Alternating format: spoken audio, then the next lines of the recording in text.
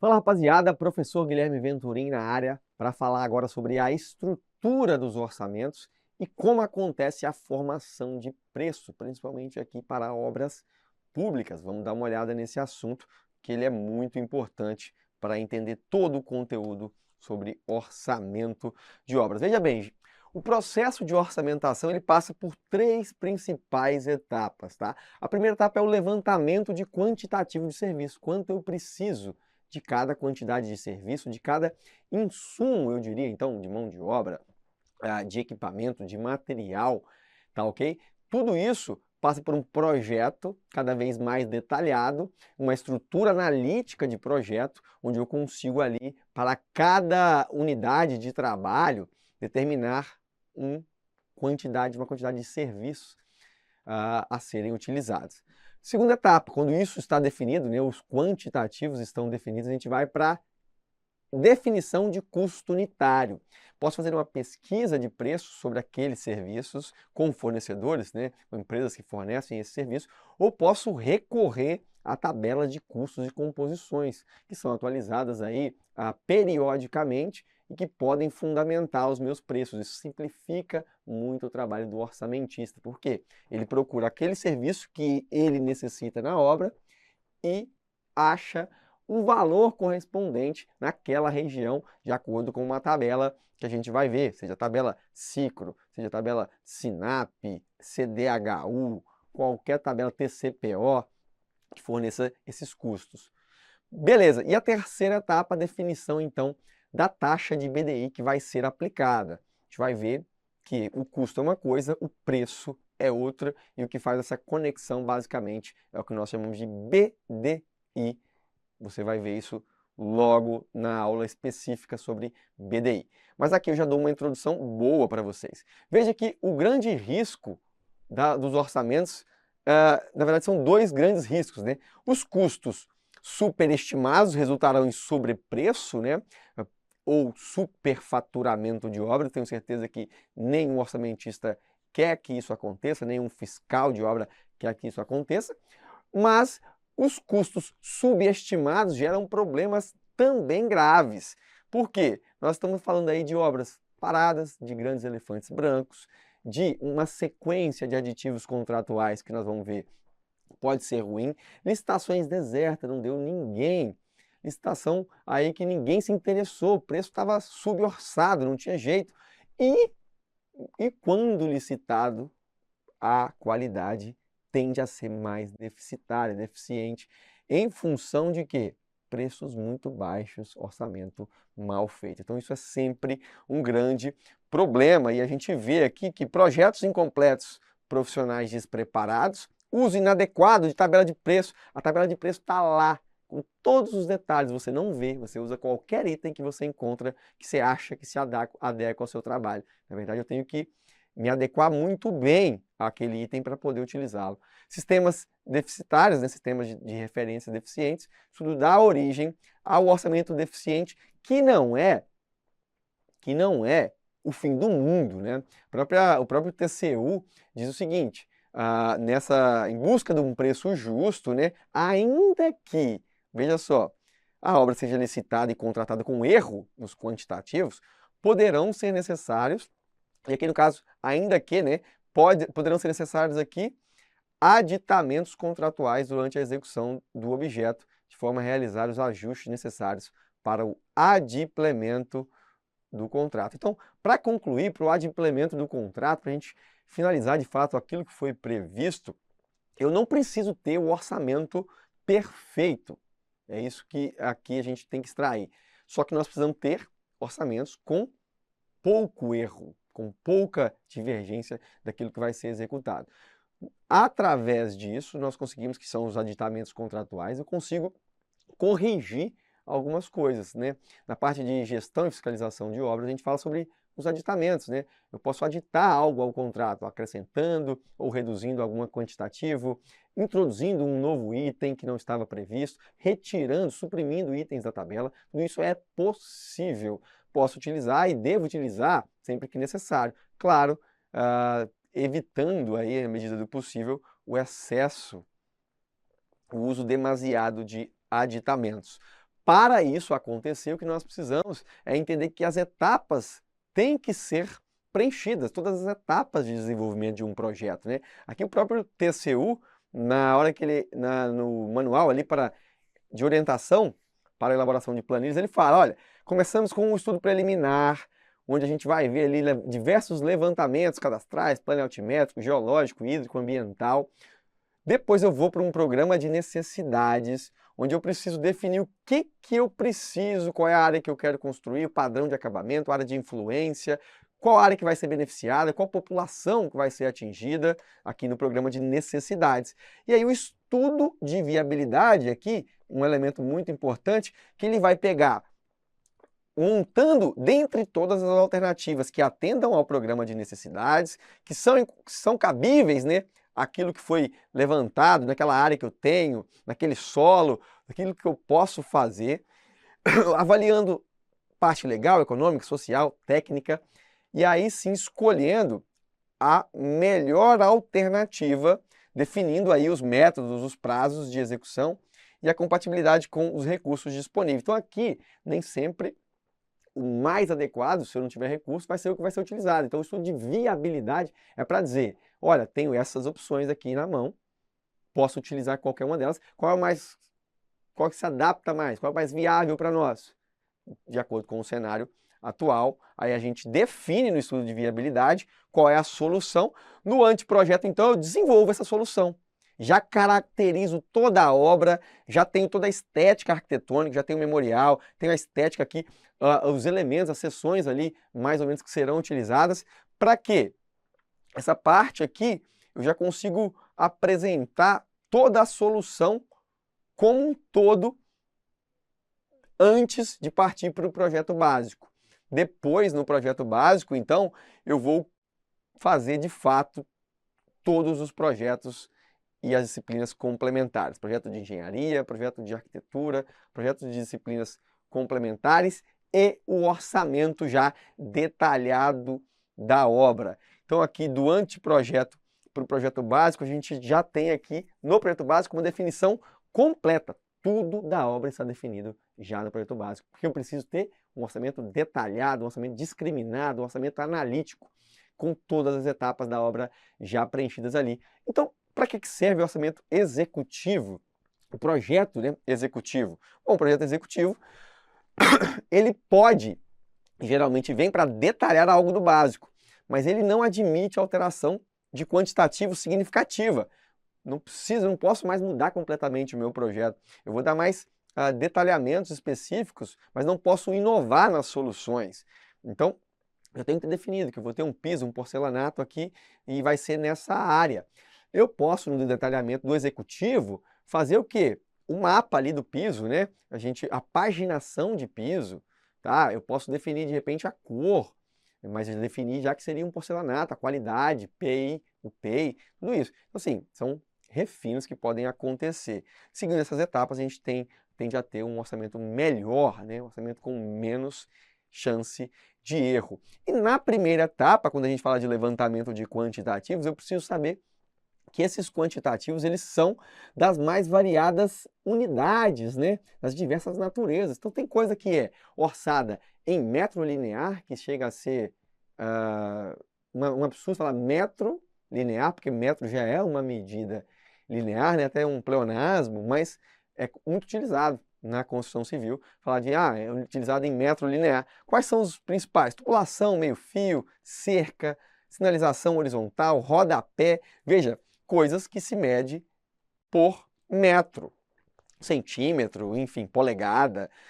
Por área, a gente geralmente tem aqui vidro, pintura, revestimento cerâmico, muita atenção aí quando a gente fala de revestimentos, de pintura, de alvenarias, né, que também são medidas em metros quadrados, porque existem métodos para quantificar e pagar essas áreas, mas são medidas em áreas. Em massa, geralmente armadura, gente, é em peso, estrutura metálica, em peso, que eu falo assim, né, peso, massa, argamassa, rejunte, geralmente são em massa. Volume, concreto, aterro, escavação, grout, lastro, passeios e adimensionais, que são aqueles serviços que exigem contagem, por exemplo, uma esquadria, 2 esquadrias, se for paga por número uma fechadura, 5 fechaduras, 8 chuveiros, enfim. Veja, cada insumo eu posso ter, inclusive em tabelas diferentes, algo que às vezes o concreto, concreto para calçadas, pode ser medido em metro cúbico numa tabela, e em outra tabela, ou em outro item dessa mesma tabela, medido em metro quadrado. Para medir concreto em metro quadrado, eu preciso definir uma espessura.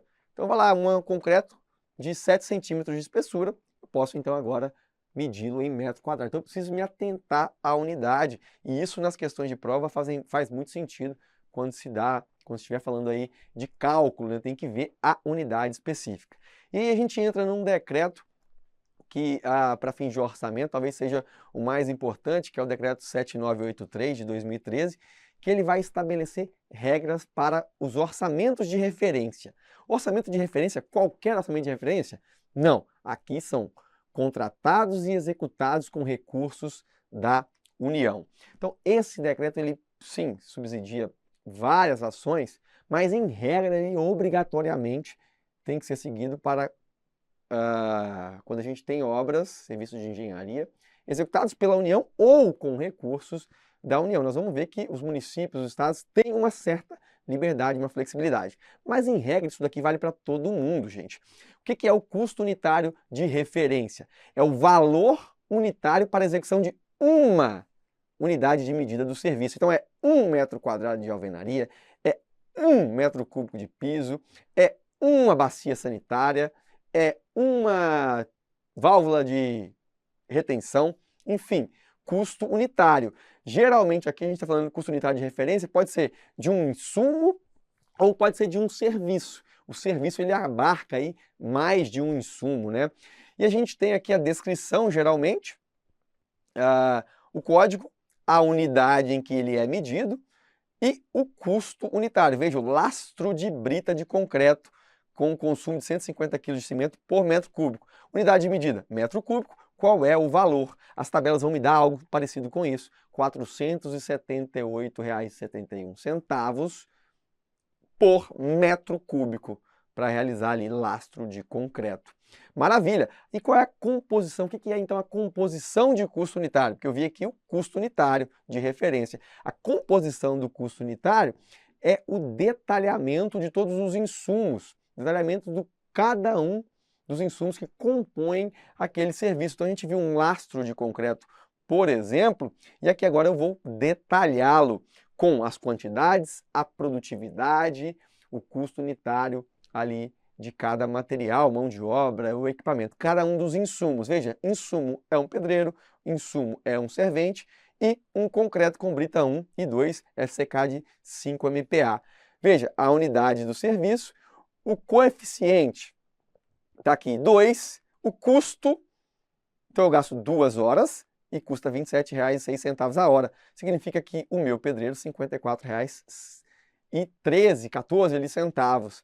O meu servente, 6 horas a R$ 21,99. Gasto mais de servente do que de pedreiro para fazer o serviço.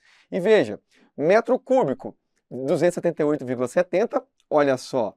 Olha, para fazer 1 metro cúbico de concreto, de lastro de concreto, eu gasto 1,05. Significa que esta composição coloca aí 5% de perda.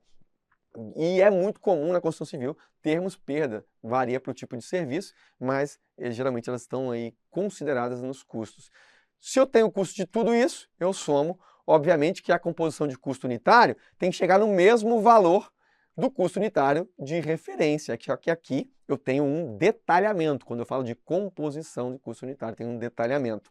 E aí, o custo total de referência nada mais é do que a quantidade do serviço vezes o seu custo unitário. Chego então ao meu custo total de referência. É uma multiplicação, quantitativo, custo unitário. Para então, um somatório disso em toda uma obra, né, um orçamento, eu chego no meu custo global de referência. Então aqui é o custo total de referência por serviço e o custo global de referência, o somatório de todos os custos totais, que reflete então o valor, o custo daquela obra. O custo, né? A gente vai chegar no preço agora. Uma vez que eu tenho o custo, ou seja, quanto se gasta para se produzir aquela obra, né?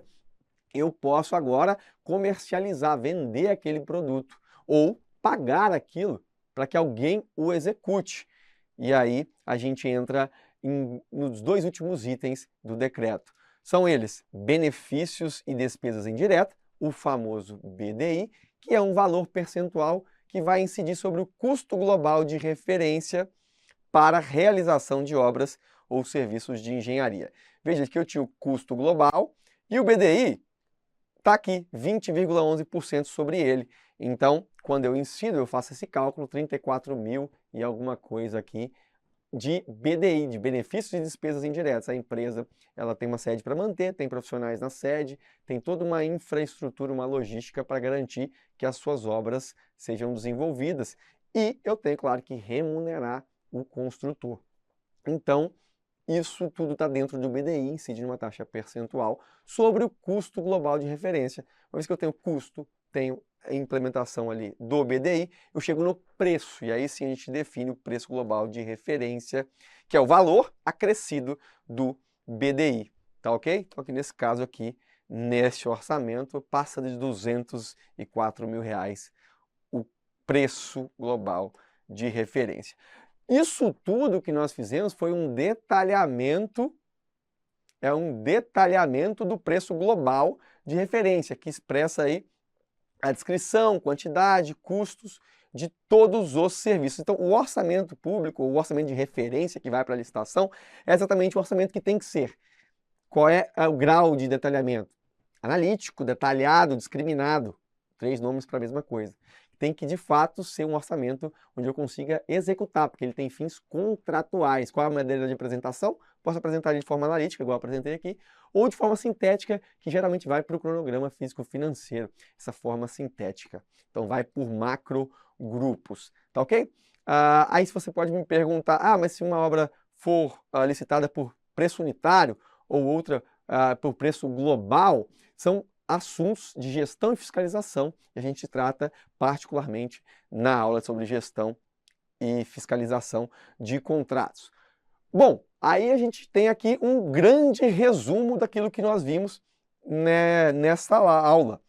A composição do custo unitário que nós vimos aqui é uma composição de piso estrutural em concreto armado com 7 centímetros. Se eu já defini quantos centímetros tem o piso, então eu posso utilizar uma medição, por exemplo, em metro quadrado, porque eu já defini a espessura. E aqui tem todos os itens, ó. Geralmente a gente tem aqui um código para aquele insumo, o nome do insumo, a unidade de medida, o custo unitário, o coeficiente, né? Ou aqui o índice. O que a gente fala aqui que é o índice?